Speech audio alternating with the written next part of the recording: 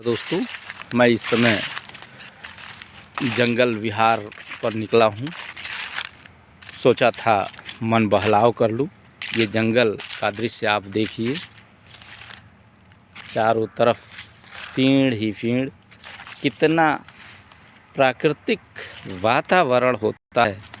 जंगल हमारे लिए कितने महत्वपूर्ण होते हैं। प्रकृति ने हमें यह निःशुल्क उपहार दिया है। चलिए, चलते चलते जंगल का विहार करते हुए हम एक कहानी के जरिए आपको राष्ट्रभक्ति की ओर ले चलना चाहते हैं। अंग्रेज़ों के समय के पहले विजयगढ़ एक साम्राज्य था। नाहर सिंह वहाँ के राजा थे, तारक देव प्रधानमंत्री थे और सुजान सिंह सेनापति थे। एक दिन राजा मीटिंग बुलाए हुए थे। सभी लोग बैठ कर के देश के विकास की बात कर रहे थे, अंग्रेज़ों के बढ़ते दबदबा पर चर्चा कर रहे थे। वहीं तभी सेनापति सुजान सिंह दौड़ा दौड़ा आया। कहता है, महाराज, एक बात आपसे कहनी है, लेकिन अकेले में। राजा समझ नहीं पाए कि अकेले में क्या हो सकता है। फिलहाल सोच विचार कर राजा एकांत में गए। पूछा, बताया। दूसरे दिन सुजान सिंह एक कागज़ के साथ प्रस्तुत हुआ। कागज़ पर 3 चित्र बने थे। राजा देखे, उन चित्रों को समझ नहीं पाए।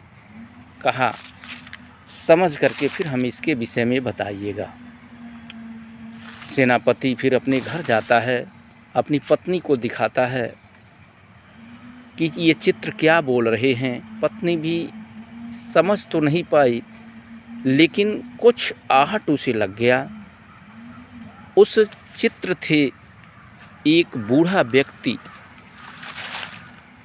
जैसे कांप रहा था। दूसरे में वह व्यक्ति आग ताप रहा था और तीसरे चित्र में वह व्यक्ति खुशहाल महसूस कर रहा था। पत्नी ने कहा, ऐसे ही कीजिए, समझ में आ जाएगा। पहले चित्र को लेकर वो समझ नहीं पा रहा था। फिर आग के सामने आग तापने लगा। जब आग तापने लगा तभी चित्र के ऊपर मोम का एक लेप था, वो पिघल गया और चित्र अस्पष्ट हो गई। राजा को दिखाया। राजा देख दंग रह गए। क्या लिखा था उसमें? वीडियो पर बने रहेंगे तो जान पाएंगे। ये भी जान पाएंगे कि किस तरह कुछ लोग अपने राष्ट्र के प्रति गलत व्यवहार करते हैं, देशद्रोह कार्य करना चाहते हैं, और कुछ लोग वहीं ईमानदारी किस तरह करते हैं। फिर इस तरह राजा हतप्रभ रह गया। तुरंत मीटिंग बुलाई, प्रधानमंत्री तारक देव को बुलाया, इसके विषय में पूछा। उसका सिर लटक गया, जिसमें वो अपने देश की सारी गोपनीयताओं को ब्रिटिश हुकूमत की ओर उजागर कर रहा था।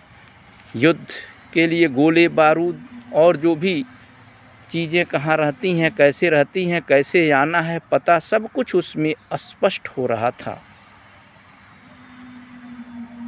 पूछा राजा ने, लेकिन प्रधानमंत्री का सर ऊपर नहीं हुआ, सिर नीचे ही रहा।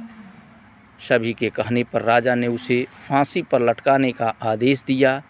वहीं सुजान सिंह के खुशी का ठिकाना नहीं रहा। हालांकि पहले आम जनमानस के बीच प्रधानमंत्री यही कहा करता था कि सुजान सिंह उसे फंसाने का कार्य कर रहा था, लेकिन दूध का दूध पानी अलग हुआ तो सभी लोग सुजान सिंह अर्थात सेनापति का जय जयकार करने लगे। फिर राजा खुशी होकर सुजान सिंह को सोने का तलवार भेंट किया।